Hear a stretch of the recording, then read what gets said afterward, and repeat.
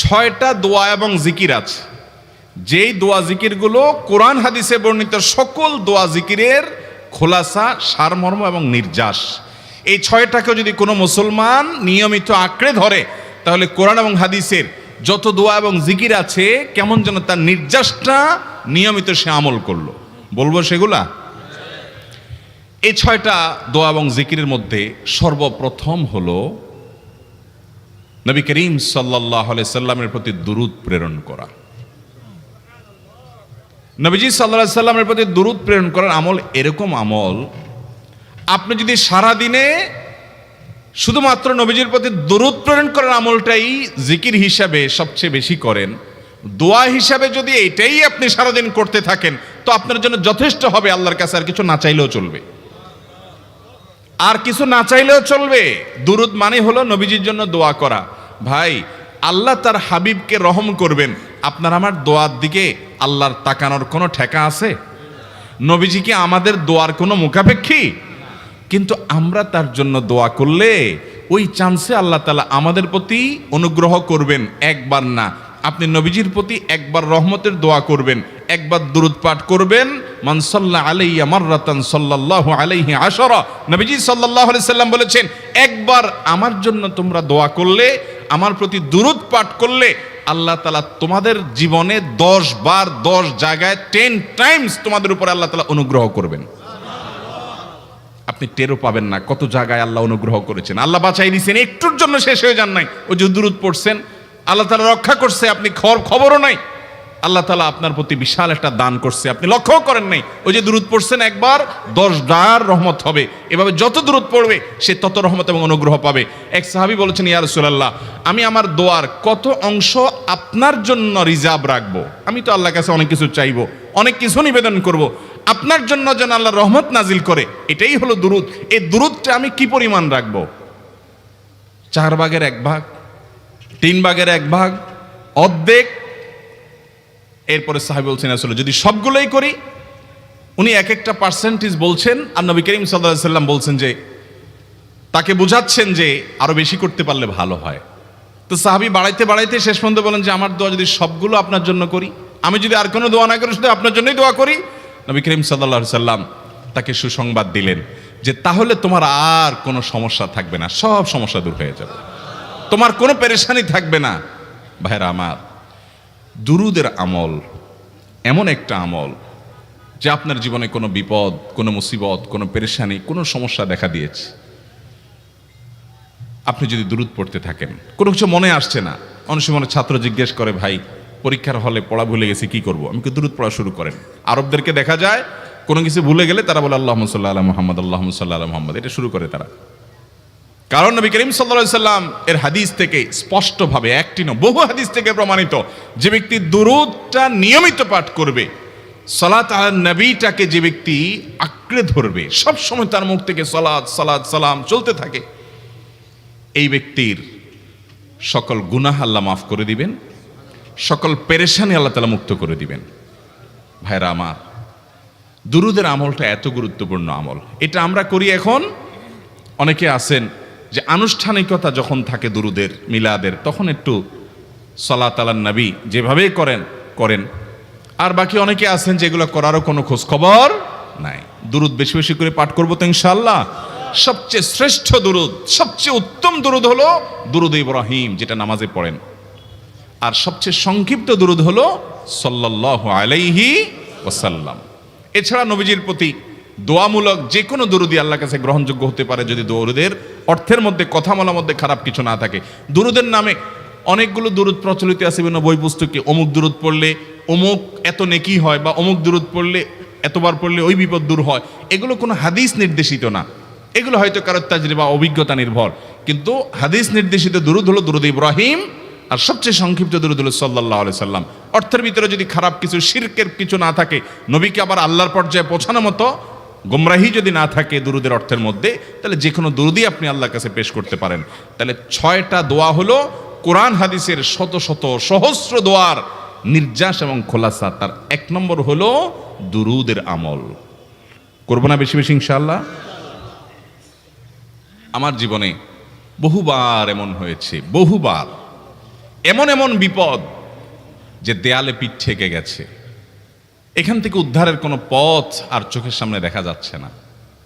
আমি এই আমলটি, এর পাশাপাশি ইস্তেগফারের আমল যেটা দ্বিতীয় নম্বরে বলবো আমি, এই দুটি আমল কন্টিনিউয়াসলি করে গেছে, হরদম প্রতি নিঃশ্বাসে নিঃশ্বাসে, বাস টয়লেটের টাইম বাদে বাকি ফুল টাইম এটা দুরুদ এবং ইস্তেগফার অব্যাহত রাখছি।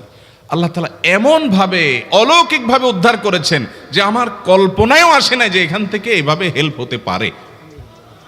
ভাইরা আমার অভিজ্ঞতার 2 পয়সার কোনো মূল্য নাই। আমার অভিজ্ঞতা কি আসলো না আসলো এটাতে কিছু আসে যায় নাই। রহমতুল্লিল আলামিন আল্লাহর রাসূল, আল্লাহর নবী ওয়াদা করেছেন যে আপনার পেরেশানি দূর হবেই হবে ইনশাআল্লাহ। অতএব দুরুদের আমল বেশি বেশি করবো না ইনশাআল্লাহ। নাম্বার 2, ইস্তেগফার। ইস্তেগফার ইস্তেগফার এটাও বেশি বেশি করতে হবে, দুরুদও বেশি বেশি করতে হবে। দুরুদের ব্যাপারে নবী করিম সাল্লাল্লাহু আলাইহি সাল্লাম এক হাদিসে বলেছেন, আকসিরু আলাইয়া মিনাস সালাতি মিন ইয়াউমিল জুমআতি ওয়া লাইলাতিল জুমআহ। জুমার রাতে আর জুমার দিনে, অর্থাৎ বৃহস্পতিবার দিবাগত রাত আর জুমার দিন শুক্রবার, এই সময়গুলোতে তোমরা আমার প্রতি বেশি বেশি দুরুদ পাঠ করো। এই যে নবীজি বলছেন বেশি বেশি পাঠ করো, তাহলে দুরুদটা বেশি বেশি পাঠ করতে হবে। ঠিক একইভাবে 2 নম্বর যেটা, দ্বিতীয় আমল যেটা ইস্তেগফার, এটাও বেশি বেশি করতে হবে। কারণ ইস্তেগফার সম্পর্কে কোন কোন হাদিসের ভাষ্যের মধ্যে মান লাজিমাল ইস্তেগফার ভাষ্য এসেছে, অর্থাৎ যে ব্যক্তি ইস্তেগফারকে আঁকড়ে ধরবে, এটাকে কন্টিনিউয়াসলি করবে, ইস্তেগফার কখনো ছাড়বে না, সবসময় তার মধ্যে ইস্তেগফার অব্যাহত থাকবে, ওই ব্যক্তিকে আল্লাহ রাব্বুল আলামিন বিভিন্ন পেরেশানি থেকে সারপ্রাইজড হওয়ার মতো এমন এমন পথ বের করে দিবে যে সে চিন্তাও করে নাই। তার পেরেশানি থেকে মুক্তির পথ আল্লাহ তাআলা দেখায় দিবেন। ইস্তেগফার কিভাবে করবেন ভাই? ইস্তেগফার এমন একটা আমল, এটা ছাড়া তো আমাদের উপায় নাই ভাই। ইস্তেগফার আমাদের দুনিয়ার পেরেশানি দূর করবে, আখিরাতের পেরেশানি দূর করবে। দুনিয়ার পেরেশানি আমাদের বিপদ আপদ মুসিবত এগুলো, রিজিকের অনটন অভাব এগুলা, আর আখিরাতের পেরেশানি হলো আমাদের পাপ গুনাহ এগুলা। কোরআনে কারিমে আল্লাহ রাব্বুল আলামিন সূরা নূহের মধ্যে আল্লাহ নবী নূহ আলাইহিস সালাম তার সম্পর্কে বলছেন, ফাকুলতুস্তাগফিরু রাব্বাকুম ইন্নাহু কানা গাফফারা ইউরসিলিস সামাআ আলাইকুম মিদরারা ওয়া ইউমদিদুকুম বিআমওয়ালিন ওয়া বানিন ওয়া ইয়াজআল লাকুম জান্নাতিন ওয়া ইয়াজআল লাকুম আনহারা। তিনি বলেন, আমি বলেছি আমার জাতিকে তোমরা ইস্তেগফার করো, আল্লাহর কাছে ইস্তেগফারটা করতে থাকো। রুটি রুজি নাই, চাকরি নাই, ইনকাম নাই, ব্যবসা খারাপ যাচ্ছে, পেরেশানি হচ্ছে, ইস্তেগফার ধরো, কি হবে? ইন্নাহু কানা গাফফারা।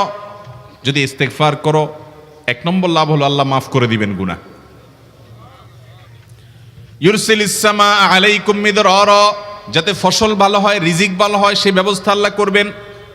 ওয়া ইউমদিদুকুম বিআমওয়ালিন ওয়া বানিন, ছেলে মেয়ে হয় না অথবা ভালো ছেলে মেয়ে নাই, আল্লাহ তাআলা নেক সন্তান দিয়ে তোমাকে শক্তিশালী করবেন, সম্পদ দিয়ে শক্তিশালী করবেন। ওয়া ইয়াজআল লাকুম জান্নাতিন ওয়া ইয়াজআল লাকুম আনহারা, আল্লাহ তাআলা প্রসবন দিবেন, ফসল দিবেন, বরকত দিবেন রুজিতে। কিসের মাধ্যমে? ইস্তেগফার। কিসের মাধ্যমে ভাই? ইস্তেগফার। আহা, ইস্তেগফারের আমল আমাদের দেশে মানুষ আমরা জানি না ভাই। এটাও আরবদেরকে আমি দেখেছি সারাক্ষণ তারা অবসর সময়গুলোতে ইস্তেগফার করতে থাকে, আস্তাগফিরুল্লাহ ওয়া আতুবু ইলাইহি, আস্তাগফিরুল্লাহ আস্তাগফিরুল্লাহ। মানে কি? আল্লাহর কাছে আমি ক্ষমা প্রার্থনা করি, আল্লাহর কাছে আমি মাপ চাই, আল্লাহর কাছে আমি তওবা করি, আল্লাহর দিকে আমি ধাবিত হই, আল্লাহর কাছে আমি ফিরে যাই, আস্তাগফিরুল্লাহ আস্তাগফিরুল্লাহ। আপনি বসে আছেন নিরিবিলি, ভাইরা আমার এখন আর নিরিবিলি বলতে কোনো সময় নাই, এখন আর ফ্রি টাইম নাই, এখন আর আমাদের অবসর টাইম নাই। আস্তাগফিরুল্লাহ কখন বলবো? মোবাইল টিপতে টিপতে টিপতে টিপতে, ফেসবুকের নোটিফিকেশন দেখতে দেখতে দেখতে, লাইক কমেন্ট গুনতে গুনতে আমাদের এখন কোনো ফুরসত নাই। বাহিরে তো নাই, টয়লেটে গেলেও তখন আমাদের ব্যস্ততা মোবাইল নিয়ে, ফেসবুক নিয়ে, ঘুমাইতে গেলেও আমাদের ব্যস্ততা। ও ভাই আমার, অথচ আমার হায়াত শেষ হয়ে যাচ্ছে, আমল নামার শূন্য খালি, ফেসবুক টিপাটিপিতে পরিপূর্ণ। আল্লাহর কাছে কি নিয়ে যাবেন? ইস্তেগফার করবেন তো ইনশাআল্লাহ? অবসর সময় ইস্তেগফার করবেন তো ইনশাআল্লাহ? নিরিবিলি আছেন, একাকী আছেন, ইস্তেগফার চালায় দেন। 10 সেকেন্ড টাইম পাইছেন, ইস্তেগফার শুরু করে দেন। ডাক্তারের কাছে গেছেন, ওয়েটিং এ আছেন, বসে আছেন, ইস্তেগফার করতে থাকেন। সিরিয়াল আছেন কোনো কাজের, ইস্তেগফার করতে থাকেন। ডিউটিতে যাচ্ছেন গাড়িতে, বাইসাইকেলে, বাইকে, যে কোনো ভাবে পায়ে হেঁটে ইস্তেগফার করতে থাকেন। যে কোনো অবসরের সময়গুলোকে ইস্তেগফার দিয়ে পরিপূর্ণ করে দেন। ভাইরা আমার, ইস্তেগফার সকল সমস্যার সমাধান। ইস্তেগফারের ভিতরে সবচেয়ে শ্রেষ্ঠ ইস্তেগফার হলো সাইয়্যিদুল ইস্তেগফার। সাইয়্যিদুল ইস্তেগফারটা যদি মুখস্থ না পারেন, অন্তত লিখিত ভার্সনটা পড়েন। সাইয়্যিদুল ইস্তেগফারের যে অর্থ, এটার যে মর্ম, বড় হৃদয়গ্রাহী ভাই, বড় মর্মস্পর্শী। ইমানদার এটার অর্থের দিকে তাকায় যদি পড়ে, তো তার অন্তর না গলে পারে না। আল্লাহুম্মা আনতা রব্বি, হে আল্লাহ আপনি আমার রব, আপনি আমার পালনকর্তা লাগেন। আপনার সাথে আমার এই সম্পর্ক, আমি আপনার গোলাম, আপনি আমার রব, এই সম্পর্কটা আপনার সাথে আছে। আল্লাহুম্মা আনতা রব্বি লা ইলাহা ইল্লা আন্ত, ও আল্লাহ আপনি ছাড়া আমার ইবাদত, আমার গোলামি, আমার দাসত্ব, উপাসনার উপযুক্ত আর কেউ নাই। আল্লাহুম্মা আনতা রব্বি লা ইলাহা ইল্লা আন্ত খালাকতানি, আপনি আমাকে সৃষ্টি করেছেন। ওয়া আনা আবদুক, আল্লাহ আমি আপনার গোলাম। দেখেন কিভাবে আল্লাহর সাথে সম্পর্কটার কথা বলা হচ্ছে মুহাব্বতের সাথে। খালাকতানি ওয়া আনা আবদুক, আল্লাহ আপনি আমাকে সৃষ্টি করেছেন আর আমি আপনার গোলাম। ওয়া আনা আলা আহদিকা ওয়া ওয়াদিকা মাস্তাতাতু, আল্লাহ আপনার সাথে যে অঙ্গীকার করেছিলাম, আলাস্তু বিরব্বিকুম, আপনি জিজ্ঞেস করেছেন। আলমে আরওয়াহাতে আমরা বলেছি বালা, হ্যাঁ আপনি আমার রব। আপনাকে রব হিসাবে স্বীকৃতি দিয়ে আপনার গোলামি করার যে অঙ্গীকার আমরা করেছি, কালিমাতুশ শাহাদা যে আমরা পাঠ করেছি, এই যে আপনার সাথে কৃত অঙ্গীকার, রব হিসাবে স্বীকৃতি দেওয়ার পর, গোলাম হিসাবে মেনে নেওয়ার পর, আমি আপনার যে গোলামি করার কথা ছিল, ওয়া আনা আলা আহদিকা ওয়া ওয়াদিকা মাস্তাতাতু, যতটুকু পারছি আমি সে ওয়াদার উপরে থাকার চেষ্টা করছি আল্লাহ। ওয়া আনা আলা আহদিকা ওয়া ওয়াদিকা মাস্তাতাত আবুউ লাকা বিনিআমাতিকা আলাই, আল্লাহ আমি স্বীকার করি আপনি আমার প্রতি অনেক নিয়ামত দিয়েছেন, অনেক নিয়ামত দিয়েছেন, এটা আমি স্বীকার করি। ওয়া আবুউ লাকা বিযামবি, আর আমি এও স্বীকার করি যে আল্লাহ অনেক অপরাধ, অনেক পাপ আমার দ্বারা হয়ে গেছে। ফাগফিরলি, অতএব আপনি আমাকে মাফ করে দেন। ফাইন্নাহু লা ইয়াগফিরুয যুনুবা ইল্লা আনতা, কারণ আপনি ছাড়া আর কেউ গুনাহ ক্ষমা করতে পারবে। ভাইরা আমার, অর্থের দিকে লক্ষ্য করে করে, মর্মটা বুঝে বুঝে একটু সাইয়্যিদুল ইস্তেগফার পড়েন। লেখা দেখে দেখে পড়েন, ইউটিউব থেকে দেখে দেখে পড়েন, কিন্তু পড়েন। আল্লাহুম্মা আনতা রাব্বি লা ইলাহা ইল্লা আন্ত খালাকতানি ওয়া আনা আবদুক ওয়া আনা আলা আহদিকা ওয়া ওয়াদিকা মাস্তাতাতু আউযু বিকা মিন শাররি আবুউ লাকা বিনিআমাতিকা আলাইয়া ওয়া আবুউ লাকা বিযামবি ফাগফিরলি ফাইন্নাহু লা ইয়াগফিরুয যুনুবা ইল্লা আনতা। এটা হলো বড় ইস্তেগফার। এত বড় ইস্তেগফার পড়তে পারেন না, কোনো পেরেশানি নাই, কোনো অসুবিধা নাই। সবচেয়ে ছোট ইস্তেগফার হলো আস্তাগফিরুল্লাহ আস্তাগফিরুল্লাহ আস্তাগফিরুল্লাহ। আল্লাহ আপনার কাছে ক্ষমা চাই, কত ভুল হয়ে যায়, কত অন্যায় হয়ে যায়। ভাইরা আমার, এটা হলো রিমুভার। ভুল করে কিছু লিখছেন, রিমুভ করে ফেলছেন, শেষ হয়ে গেছে। আপনি ঘন ঘন ইস্তেগফার পড়তে থাকেন, অগণিত ভুল হয়, অগণিত ত্রুটি হয়, বারবার ইস্তেগফার এগুলোকে সবগুলোকে শেষ করে দেয়। ভাইরা আমার, নিরাপত্তা এনে দেয়। আল্লাহ কোরআনে কারিমে বলেছেন যে আপনার রব আপনার কওমের প্রতি আযাব নাজিল করবেন না যদি আপনি থাকেন। আর যদি তারা ইস্তেগফারে রত রাখে, তাহলে গণ আযাব আল্লাহর পক্ষ থেকে আসবে। অতএব ভাইরা আমার, ইস্তেগফার বেশি বেশি করতে হবে।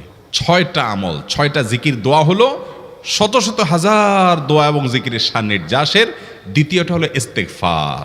চেষ্টা করবো না ইনশাআল্লাহ ইস্তেগফার করার, চলতে ফিরতে আস্তাগফিরুল্লাহ ওয়া আতুবু ইলাইহি, অথবা শুধু আস্তাগফিরুল্লাহ। আরেকটা ইস্তেগফার হাদিসে বর্ণিত, আস্তাগফিরুল্লাহাল্লাযী লা ইলাহা ইল্লা হুয়াল হাইয়ুল কাইয়্যুম ওয়া আতুবু ইলাইহি ওয়া লা হাওলা ওয়া লা কুওয়াতা ইল্লা বিল্লাহ। এটাও ইস্তেগফার। তাহলে একটা বড় ইস্তেগফার, একটা মিডিয়াম, একটা ছোট, যার যেটা সুবিধা হয় এটা পড়েন। বড়টা হলো সাইয়্যিদুল ইস্তেগফার, সবচেয়ে শ্রেষ্ঠ ইস্তেগফার যেটা হাদিসে বর্ণিত হয়েছে। সাইয়্যিদুল ইস্তেগফার নবীজি সকাল সন্ধ্যা পাঠ করতেন, বিভিন্ন সময় পাঠ করতেন, রাতে পাঠ করার কথা বলতেন। সাইয়্যিদুল ইস্তেগফার পাঠ করলে আল্লাহ রাব্বুল আলামিন ওই দিনে, ওই রাতে, ওই ব্যক্তি মারা গেলে তার সব গুনাহ খাতা মাফ করে তাকে জান্নাত দিবেন ইনশাআল্লাহ। অতএব ভাইরা আমার, সাইয়্যিদুল ইস্তেগফার সবচেয়ে বড় আস্তাগফিরুল্লাহাল্লাযী লা ইলাহা ইল্লা হুয়াল হাইয়ুল কাইয়্যুম ওয়া আতুবু ইলাইহি ওয়া লা হাওলা ওয়া লা কুওয়াতা ইল্লা বিল্লাহ। এটা হলো মাঝারি ধরনের। আর সবচেয়ে ছোট ইস্তেগফার হলো আস্তাগফিরুল্লাহ ওয়া আতুবু ইলাইহি। তাহলে 6 আমলের কয়টা গেল? 2টা। প্রথমটা হলো দুরুদ আর দ্বিতীয়টা হলো ইস্তেগফার। নাম্বার 3, এটা আমাদের বেশিরভাগ মানুষ জীবনে হয়তো শুনেনও নাই, অনেকে হয়তো শুনছেন, আমল করা হয় না। খুব সীমিত সংখ্যক আল্লাহর বান্দার আমলের তৌফিক হয়। সেটা হলো ইয়া যাল জালালি ওয়াল ইকরাম। এটা একটা জিকির, আল্লাহ তাআলাকে ডাকা, আহ্বান করা, এটাই জিকির। ইয়া যাল জালালি ওয়াল ইকরাম। নবী করিম সাল্লাল্লাহু আলাইহি সাল্লাম বলেছেন, আলিজু বিয়া যাল জালালি ওয়াল ইকরাম। তোমরা ইয়া যাল জালালি ওয়াল ইকরাম এটাকে আঁকড়ে ধরো, এটাকে নিয়মিত করো, বেশি বেশি করে বলতে থাকো এটাকে সব সময় এটাকে মুদাওয়ামাতের সাথে কন্টিনিউয়াসলি এটা বলতে থাকো, ইয়া যাল জালালি ওয়াল ইকরাম। অনেক উলামায়ে কেরাম, মুহাদ্দিসিনে কেরাম ইয়া যাল জালালি ওয়াল ইকরাম কেন নবীজি এত বেশি বলতে বলেছেন, এটার মাধ্যমে আমাদের লাভটা কি, এর ব্যাখ্যা করতে গিয়ে বলেছেন ইয়া যাল জালাল মানে হলো হে মহান, মহান বড়ত্বের অধিকারী, হে জালালের অধিকারী, হে জালাল। ওয়াল ইকরাম হে দানশীল। তাহলে প্রথম বাক্যে আল্লাহর বড়ত্বের কথা স্বীকৃতি দিয়ে প্রশংসা করা হয়, আর দ্বিতীয় বাক্যে হে দানশীল বলে আল্লাহ তাআলার কাছ থেকে চাওয়া হয় যে আপনি যেহেতু দানশীল এবং আপনি যদি মহান, অতএব আপনি আমাকে দান করেন। এটা ডাকলেই, আল্লাহকে এই বলে ডাকলেই চাওয়া হয়ে যায়। এই জন্য বেশি বেশি করে ইয়া যাল জালালি ওয়াল ইকরাম পড়তে হবে। অনেকে হয়তো নতুন শুনেছেন, আজকে থেকে শুরু করে দিবেন ইয়া যাল জালালি, সকাল বিকাল মনে থাকে না তো লিখে লিখে ওয়ালে টাঙ্গায় দেন। বাসা বাড়িতে এমন জায়গায় লিখে রাখেন তাকাইলে নজরে পড়ে, কারণ মোবাইলে আমাদেরকে সবকিছু ভুলাই দেয়, দুনিয়ার ব্যস্ততা সব ভুলাই দেয়। এই জন্য বেশি বেশি ইয়া যাল জালালি ওয়াল ইকরাম পড়বো। 3টা হয়ে গেল। নাম্বার 4 নম্বর যে দোয়া এবং জিকির করতে নবী করিম সাল্লাল্লাহু আলাইহি সাল্লাম সব সময় আমাদেরকে উৎসাহ দিয়েছেন, অনুপ্রেরণা দিয়েছেন। এবং ইবনে সাদি রাহিমাহুল্লাহ তিনি 6টা নির্যাস দোয়া এবং জিকির যে বলেছেন তার 4 নম্বর হলো লা হাওলা ওয়ালা কুওয়াতা ইল্লা বিল্লাহ। লা হাওলা ওয়ালা কুওয়াতা ইল্লা বিল্লাহ। লা হাওলা ওয়ালা কুওয়াতা ইল্লা বিল্লাহ এটা হলো সারেন্ডার করা, আল্লাহর কাছে সারেন্ডার করা, আত্মসমর্পণ করা। মানে আল্লাহ ছাড়া কোনো ভালো কাজ করার ক্ষমতা কারণ নাই, করার তৌফিক দেওয়ার ক্ষমতা কারণ নাই, আর পাপ থেকে বাঁচানোরও ক্ষমতা কারণ নাই। এই জন্য আমি কেমন যেন আল্লাহর কাছে সারেন্ডার করছেন, লা হাওলা ওয়ালা কুওয়াতা ইল্লা বিল্লাহ। কোন অবস্থা, কোন সামর্থ্য এগুলো কারোর কাছে নাই, শুধুমাত্র কার কাছে আছে? আল্লাহর কাছে আছে। এই অর্থ বুঝে আপনি লা হাওলা ওয়ালা কুওয়াতা ইল্লা বিল্লাহ বেশি বেশি পাঠ করবেন। নবী করিম সাল্লাল্লাহু আলাইহি সাল্লাম বলেছেন, তোমাদেরকে কি আমি জান্নাতের একটা ভান্ডারের খবর দেব, যেটা জান্নাতের ভান্ডার, সওয়াব টওয়াব না, সাধারণ অল্প স্বল্প সওয়াব না, পুরো জান্নাতের ভান্ডারের সন্ধান দিয়ে দিব। সাহাবা ইকরাম তো চাইতেনই সেটা।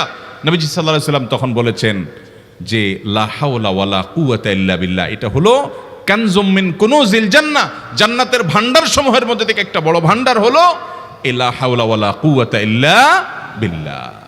অতএব এই আমলটাও বেশি বেশি করবেন। 4 নম্বর আমল হয়ে গেল।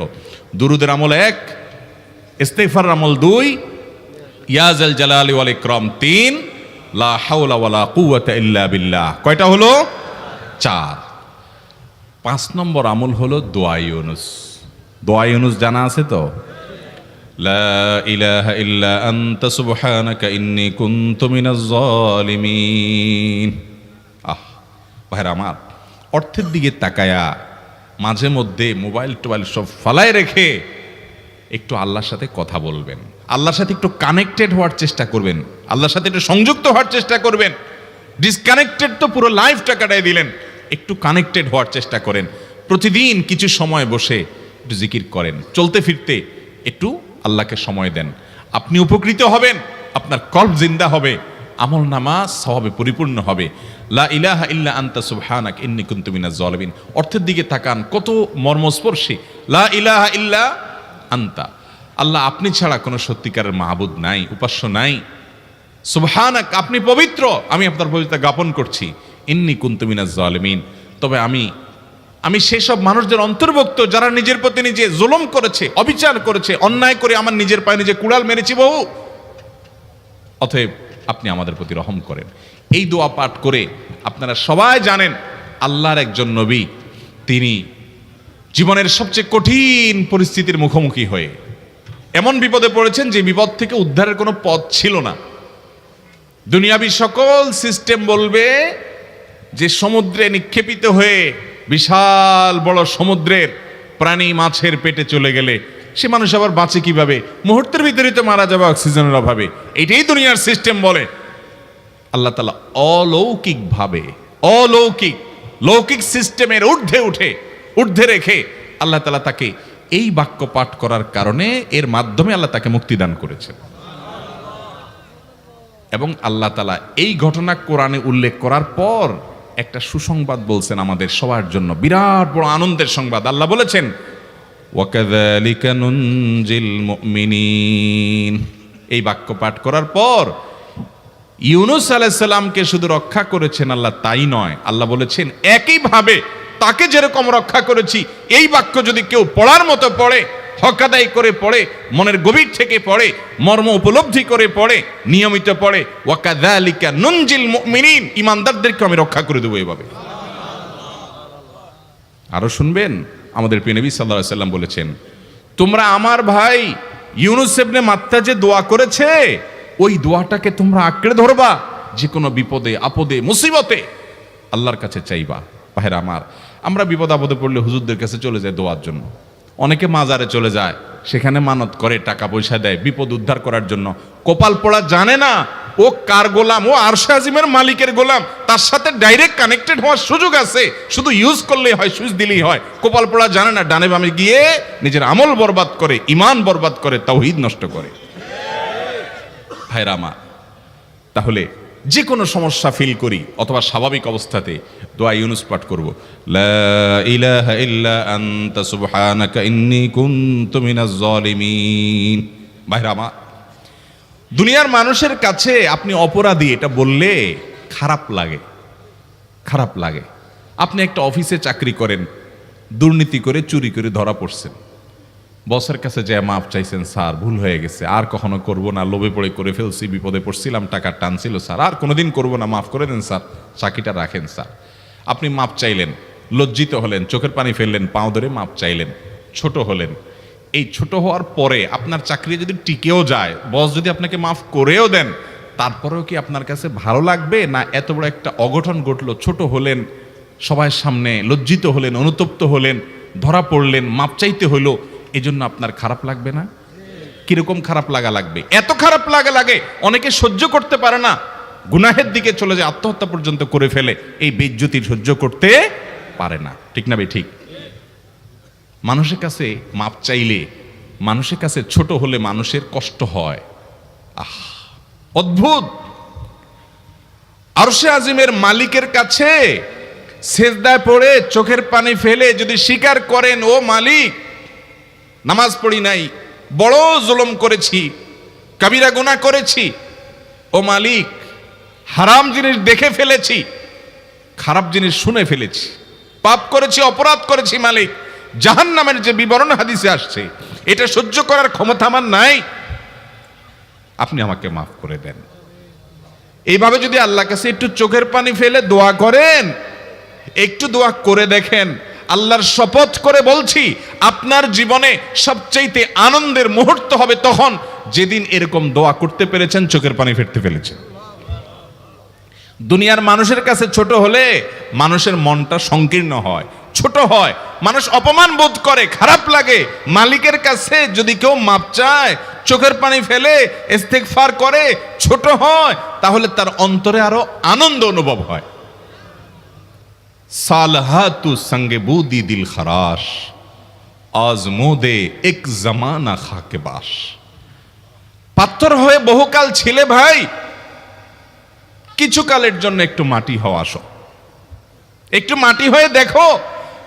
পাথর হয়ে তুমি যতটা আনন্দিত হয়েছো, পুলকিত হয়েছো, পরিতৃপ্ত হয়েছো, আরশে আজিমের মালিকের শপথ করে বলছি, আল্লাহর কাছে মাটি হয়ে, ছোট হয়ে, তুচ্ছ হয়ে, অপমানিত হয়ে, ক্ষমা চেয়ে, ইস্তেগফার করে তুমি যখন লা ইলাহা ইল্লা আনতা সুবহানাকা ইন্নী কুনতু মিনাজ জালিমিন, নিজে পাপ করেছো এটা স্বীকার যখন করবে, তখন আল্লাহ তাআলা শুধু মাফ করবেন না, তোমাকে ঈমানের স্বাদ দিবেন, তুমি সাথে সাথে অন্তরে সেটা অনুভব করবা। ভাইরা আমার, আল্লাহর দিকে ধাবিত হব তো ইনশাআল্লাহ? গুনাহের, পাপের, অপরাধের পথ ছেড়ে আসবো তো ইনশাআল্লাহ? লা ইলাহা ইল্লা আনতা সুবহানাকা ইন্নী কুনতু মিনাজ জালিমিন। কোরআন হাদিসের নির্যাসের 5 নম্বর আমল দোয়া ইউনুস। নবীজি সাল্লাল্লাহু আলাইহি সাল্লাম বলেছেন, আমার ভাই ইউনুস আলাইহিস সালাম তিনি আল্লাহর কাছে এটা পড়ে যেরকম বিপদ থেকে রক্ষা পেয়ে গেছেন, তোমরা আমার ভাই ইউনুস আলাইহিস সালামের দোয়াটা বেশি বেশি পড়বা, ওইটাকে তোমরা আঁকড়ে ধরবা, তোমাদেরকে আল্লাহ তাআলা উদ্ধার করবেন। আল্লাহ কোরআনে ওয়াদা করেছেন, ওয়া কাযালিকা নুনজিল মুমিনিন, এভাবে আমি ঈমানদারদেরকে রক্ষা করব। অতএব ভাইরা আমার, বিপদ আপদে ওই মাজারে দৌড় দিবেন না, হুজুরের কাছে দোয়া চান, এটাতে দোষের কিছু নাই, কিন্তু সব কিছুর আগে আপনি নিজে নিজের মালিকের কাছে চান। আমরা অনেকে দোয়া করি না, কেন করি না? আমরা মনে করি যাইরে আমি এত গুনাহগার মানুষ, আমার দোয়া কবুল হবে, এই জন্য হুজুরের কাছেই শুধু যায়, যে হুজুর যদি কিছু বলে দেয়। আল্লাহর কাছে ডাইরেক্ট চাইলে যে পাওয়া যাবে এটা অনেক মুসলমান বিশ্বাস করে না, ভালো করে জানে না। ভাইরা আমার, আল্লাহ কোরআনে বলেছেন, উদউনি আস্তাজিব লাকুম, তোমরা আমার কাছে দোয়া করো, আমি কবুল করব, ওয়াদা করেছেন আল্লাহ তাআলা। আমার রব কি ওয়াদার খেলাফ করে? আমাদের রব ওয়াদার খেলাফ করে? ইন্নাহু লা ইউখলিফুল মিআদ, তিনি ওয়াদার খেলাফ করেন না। তিনি বলেছেন তোমরা দোয়া করো, হালাল বক্ষণ থাকে, যদি হালাল উপার্জন যদি থাকে, শরীরে যদি হারাম যদি না থাকে, শর্ত আদায় করে দোয়া যদি করেন, দোয়া করে আবার হুলস্থুল যদি না করেন, তাড়াহুড়ো যদি না করেন, দোয়া করে আল্লাহর কাছে দরখাস্ত জমা দিয়ে দেন, দুরূদ পাঠ করেন, শর্ত আদায় করে দোয়া করেন, আপনি যত অপরাধী হন, যত গুনাহগার হন, যত পাপিষ্ঠ হন, আল্লাহ আপনার দোয়া কবুল করবে। আচ্ছা ভাই, আমরা যত খারাপ হই, আপনি নামাজ পড়েন না, আপনি ফিল্ম দেখেন, আপনি হারাম জিনিস দেখেন, আপনি অনেক খারাপ কাজ করেন, গালিগালাজ করেন, মানুষের হক মারেন, যত খারাপ আপনি হন, আপনি ইবলিসের চেয়ে বেশি খারাপ হতে পারবেন? ইবলিসের চেয়ে বেশি খারাপ হওয়ার সুযোগ আছে? খারাপের বাপ সে, তার মতো খারাপ তো আপনি চাইলেও হতে পারবেন না, ঠিক না ভাই? ঠিক। আচ্ছা, এই ইবলিস আল্লাহর কাছে দোয়া করছে কখন? এমন সময় যখন আল্লাহ তাকে নির্দেশ করছে সেজদা করো, আদমের সম্মানে। সেই নির্দেশ সে লঙ্ঘন করেছে, ডাইরেক্ট আল্লাহর সামনে সরাসরি লঙ্ঘন, সরাসরি বিদ্রোহ। আপনার সামনে আপনার ছেলে, আপনার কর্মচারী, আপনার কাজের লোক ডাইরেক্ট যদি একটা জিনিস বলে পারবো না, কি পরিমাণ মেজাজ আপনার গরম হবে চিন্তা করেন। অথচ আপনিও মানুষ, সেও মানুষ, আর আল্লাহ হলেন সৃষ্টিকর্তা, এ হলো সৃষ্টি। সে যুক্তি দেখায়, খালাক্তানি মিন নার ওয়া খালাক্তাহু মিন তিন, আমারে আগুন থেকে তৈরি করছেন, তারে মাটি থেকে তৈরি করছেন, আমি কেন তারে সিজদা করব? তর্ক যুক্তি হাজির করে আল্লাহর নির্দেশকে আল্লাহর সামনে লঙ্ঘন করেছে। কত ডেঞ্জারাস সিচুয়েশন বুঝেন, কি পরিমাণ রাগ আল্লাহ রাব্বুল আলামিন হওয়ার কথা। তার তো গুণবাচক নাম শুধু রহমান রহিম না, তার গুণবাচক নাম আছে কি? কাহার, জব্বার। তো আল্লাহ রাব্বুল আলামিনের এই গুণবাচক নামও তো আছে। তিনি তো প্রচন্ড রকমের কাহারের অধিকারী। তো আল্লাহর সামনে ডাইরেক্ট তার আদেশকে লঙ্ঘন করেছে, হঠকারিতা দেখিয়েছে, অহংকার করেছে, দম্ভ দেখিয়েছে, এত বড় বেয়াদবি করেছে। ওই টাইমে আল্লাহ তাআলা তো রাগ হওয়ার কথা। ওই রাগের সময়, ওই কঠিন সময় ইবলিস যখন আল্লাহ তাকে বললেন, যাও ফখরুজ মিনহা ফাইন্নাকা রাজিম, জান্নাত থেকে বের হও, তুমি বিতাড়িত, আল্লাহ রাগ হয়ে তাকে জান্নাত থেকে বের করে দিলেন। ভাইরা আমার, এই রকম সময় পর্যন্ত ইবলিস দোয়া করে বসছে। কি দোয়া করছে? রব্বি আনজিরনি ইলা ইয়াউমি ইউবআসুন, আল্লাহ আমাকে সুযোগ দেন, কিয়ামত পর্যন্ত হায়াতটা দেন আমারে, দোয়া করে বসছে। কিন্তু আল্লাহ তাআলা কি করছেন? আল্লাহ বলছেন, তো বড় সাহস তোর, বেটা মাত্র সিজদা করতে বলছেন, করলি না, কমবখত, আবার দোয়া করস? আল্লাহ সেটা বলেন নাই। আল্লাহ কি করছেন? ইন্নাকা মিনাল মুনজারিন, যাও তোমাকে সুযোগ দেয়া হলো। সুবহানাল্লাহ।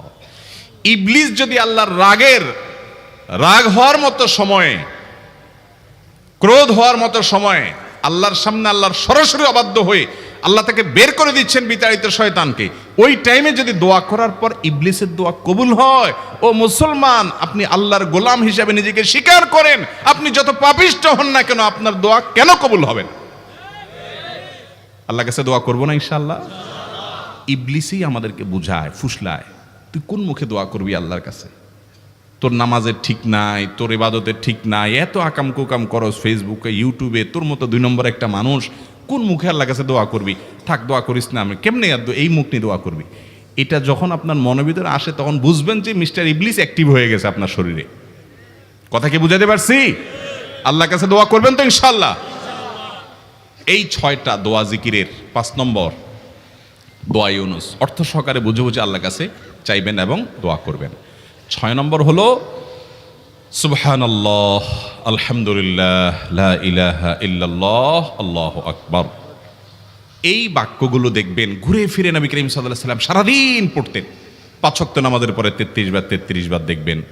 আবার দেখবেন সকাল সন্ধ্যায় সুবহানাল্লাহি ওয়া বিহামদি 100 বার, সুবহানাল্লাহি ওয়াল হামদুলিল্লাহি আল্লাহু আকবার 100 বার। আবার এগুলো মাঝে মধ্যে 10 বার, রাতের শোয়ার সময় 33, 34 বার।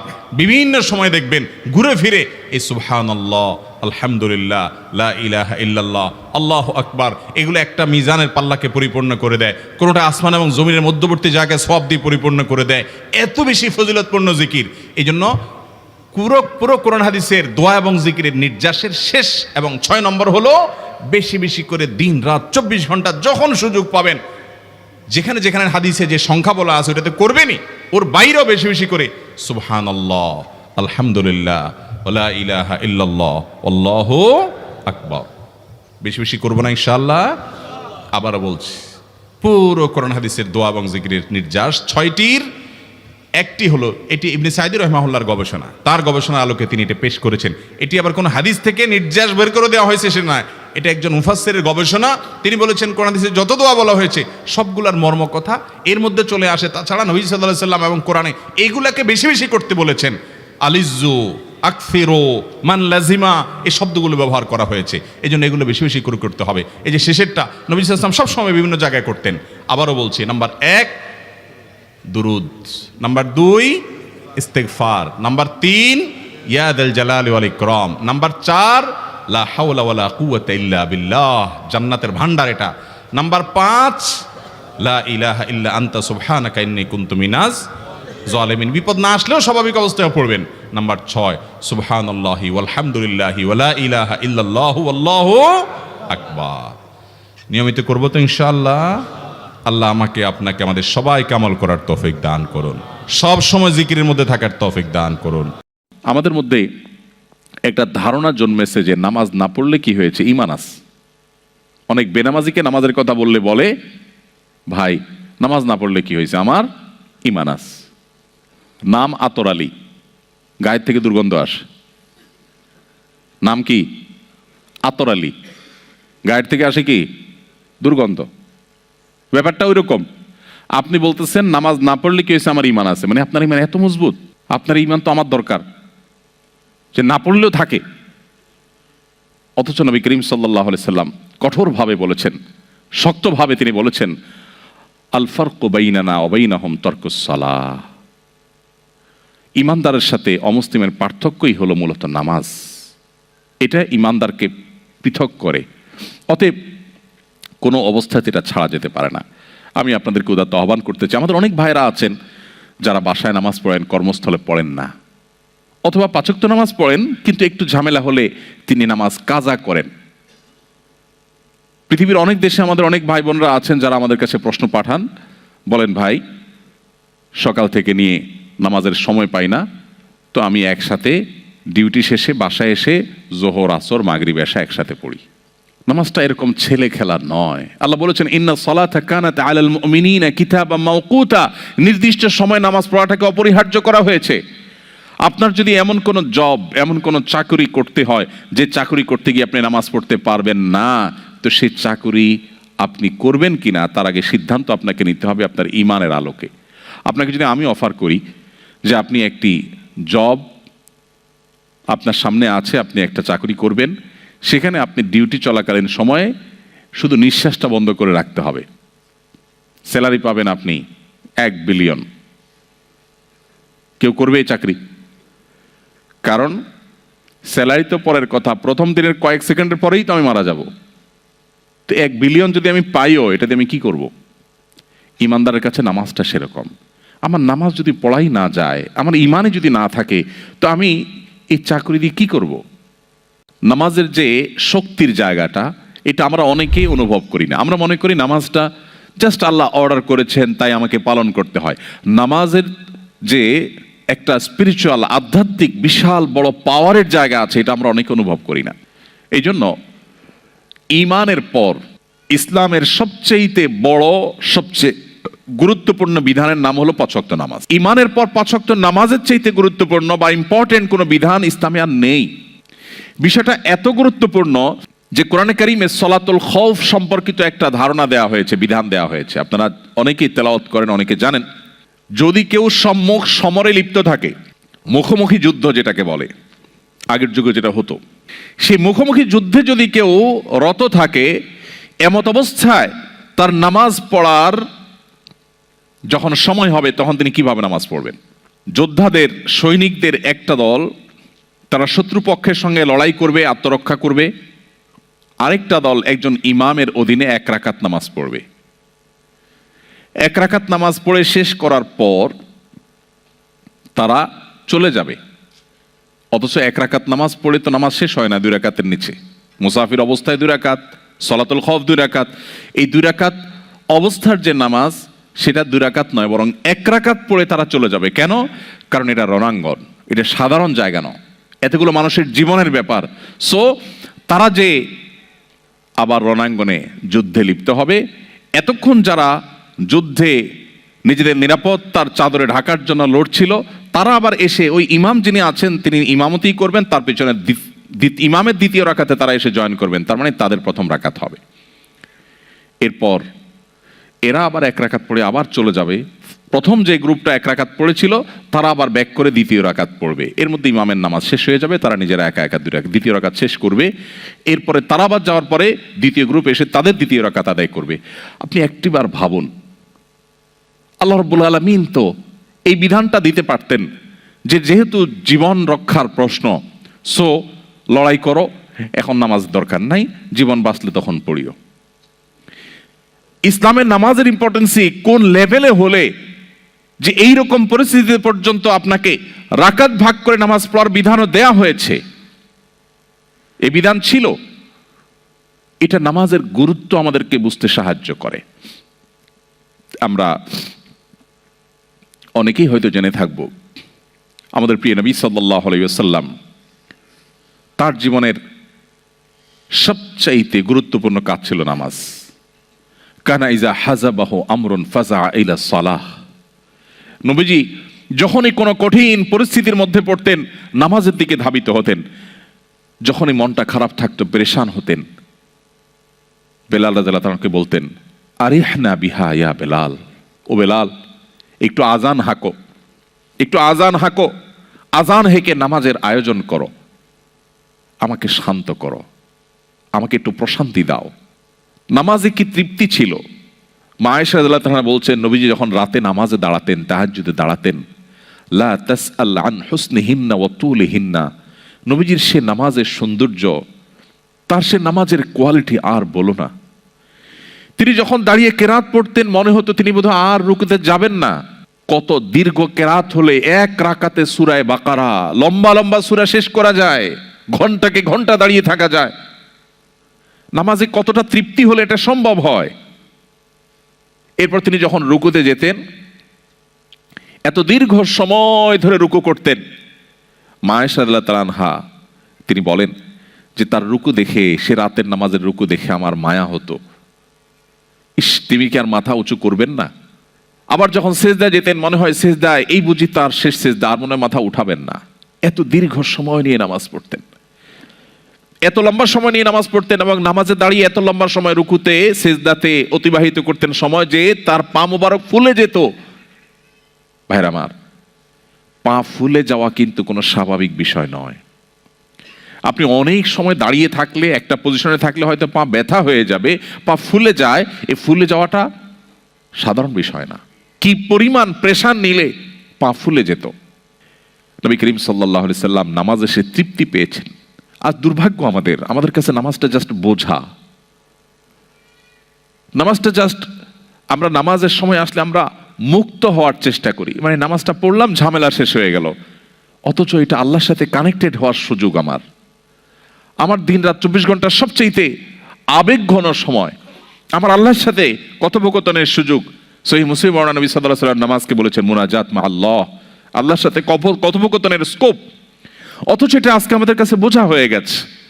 এই নামাজ এটাকে যদি কোয়ালিটির সাথে আদায় করতে পারি, খুব ধীরস্থিরতার সাথে লম্বা সময় নিয়ে মনোযোগ সহকারে নামাজে কি বলছি সেগুলোর অর্থ বুঝে বুঝে আল্লাহর সাথে আমি যদি কনভারসেশনে কথোপকথনে আমি রত হয়ে যাই, ডুবে যাই, তাহলে আমার মাল্টিকালচারাল সোসাইটিতে আমার ঈমান, আমার ইসলামের এই পরিচয়কে ধারণ করতে অনেক বেশি হেল্পফুল হবে। নামাজ অনেক বেশি হেল্প করবে। আপনারা আয়াত অনেকেই জানেন, আল্লাহ তাআলা বলেছেন ইন্নাস সালাতা তানহা আনিল ফাহশাই ওয়াল মুনকার। নামাজ মানুষকে অশ্লীল মন্দ কাজ থেকে বাঁচিয়ে রাখে। আমাদের অনেক ভাইরা আছে যারা ঠুনকো অজুহাতে নামাজ তরক করেন, বিশেষ করে এই ধরনের পরিবেশে আপনারা যেখানে আছেন, যে অফিসে আমার কলিগদের মধ্যে কেউ মুসলমান না, আমি একা মুসলিম, আমি একা নামাজ পড়লে কেমন দেখা যায়, সবাই তাকিয়ে থাকবে। অথবা আমি বাহিরে আছি, তো সেখানে নামাজ পড়তে গেলে কেমন দেখা যাবে, এখানে কোনো মসজিদ পাচ্ছি না আশেপাশে, এদিকে ওয়াক্ত শেষ হয়ে যাচ্ছে, তাহলে আমি নামাজ না পড়লে, নামাজ পড়তে গেলে সবাই আমার দিকে তাকিয়ে থাকবে বা আমি একটু বিব্রতকর পরিস্থিতি পড়ব। এরকম ঠুনকো অজুহাতে আমরা অনেকে নামাজ ছেড়ে দেই। এটা হলো আমাদের ইমানের দুর্বলতার কারণে, আমার ইমানের দুর্বলতার কারণে।